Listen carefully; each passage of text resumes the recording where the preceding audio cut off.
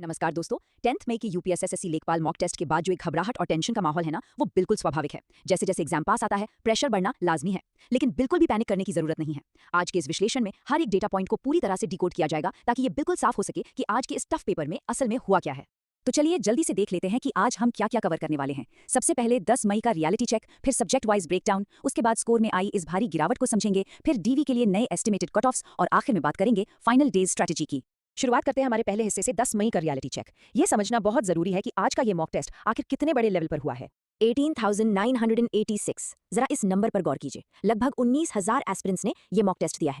अब देखिए, जब इतने सारे लोग एक साथ कोई पेपर सॉल्व करते हैं ना, तो वो सिर्फ एक प्रैक्टिस टेस्ट नहीं रह जाता, बल्कि मेन एग्जाम का एक एकदम सजीव आईना बन जाता है। ये विशाल संख्या हमें ये कॉन्फिडेंस देती है कि आज हम जो भी रुझान और डेटा डिस्कस करने वाले हैं वो बिल्कुल सॉलिड और रिलायबल है। अब यहाँ एक बहुत ही दिलचस्प बात सामने आई है। पिछले मॉक टेस्ट के एवरेज से अगर तुलना करें तो आज के पेपर में 7 से 8 नंबर की एक बहुत बड़ी गिरावट देखने को मिली है। और सबसे बड़ी बात, ये किसी एक दो स्टूडेंट्स की कहानी नहीं है, ये एक यूनिवर्सल ट्रेंड है जिससे लगभग हर कोई गुजरा है। तो अगर नंबर कम आए हैं तो चिल कीजिए, आप अकेले नहीं हैं। लेकिन सवाल यह है कि भाई आखिर इतने नंबर कटे कहाँ। चलिए हमारे दूसरे सेक्शन सब्जेक्ट वाइज ब्रेकडाउन में चलते हैं और उन दर्द बिंदुओं को पकड़ते हैं जिन्होंने आज अच्छे अच्छों के पसीने छुड़ा दिए। अगर हम टॉप 500 सबसे बेहतरीन परफॉर्म करने वालों का डेटा देखें तो जनरल स्टडीज में 18 से 19, यूपी जीके में 11 से 13 और कंप्यूटर में 13 से 14 सवाल सही हुए हैं, जो कि ठीक है।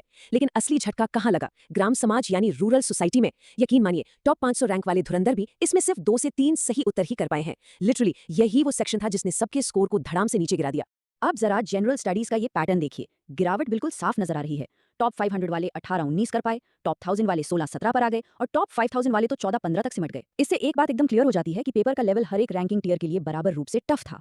और ऐसा नहीं है कि सिर्फ मुश्किल सब्जेक्ट्स ने परेशान किया हो। जो हमेशा से स्कोरिंग सेक्शन रहे हैं, आज उन्होंने भी रुलाया है। डेटा इंटरप्रिटेशन को ही ले लीजिए। हमेशा से टॉप 500 बच्चे इसमें आराम से 9 से 10 सवाल सही करते आए हैं, पर आज की रियलिटी क्या है? टाइम भरपूर होने के बाद भी वो सिर्फ 8 से 9 सही कर पाए। तो इन सारे मुश्किल सब्जेक्ट्स ने मिलकर पूरे रैंकिंग सिस्टम को कैसे हिला डाला? आइए सेक्शन 3 में इस भारी स्कोर ड्रॉप के गणित को समझते हैं।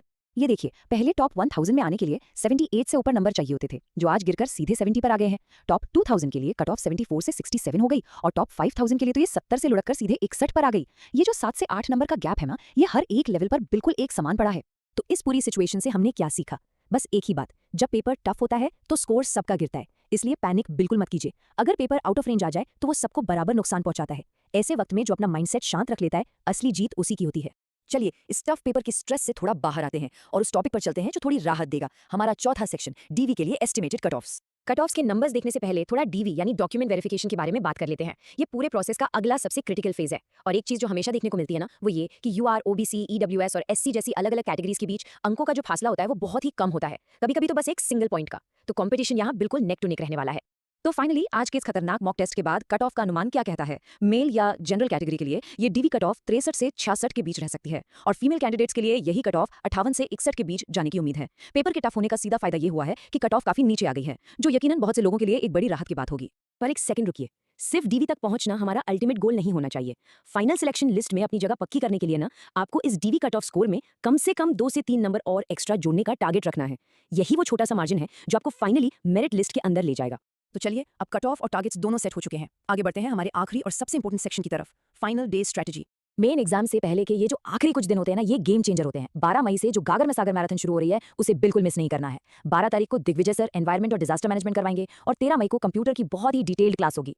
ये बात अच्छे से समझ लीजिए कि ये इन सब्जेक्ट्स के फाइनल रिव्यूज हैं। इसके बाद इन पर कोई नई क्लास नहीं आनी है, इसीलिए इन्हें लाइव देखना ही सबसे स्मार्ट मूव रहेगा, वरना एग्जाम से ठीक पहले इतना भयंकर बैकलॉग इकट्ठा हो जाएगा कि उसे कवर करना नामुमकिन लगेगा। और हाँ, सबसे बड़ा मूल मंत्र, जो चीजें पहले से अच्छे से आती हैं, एग्जाम में उन पर छोटी मोटी गलतियां यानी सिली मिस्टेक्स करने से हर हाल में बचना है।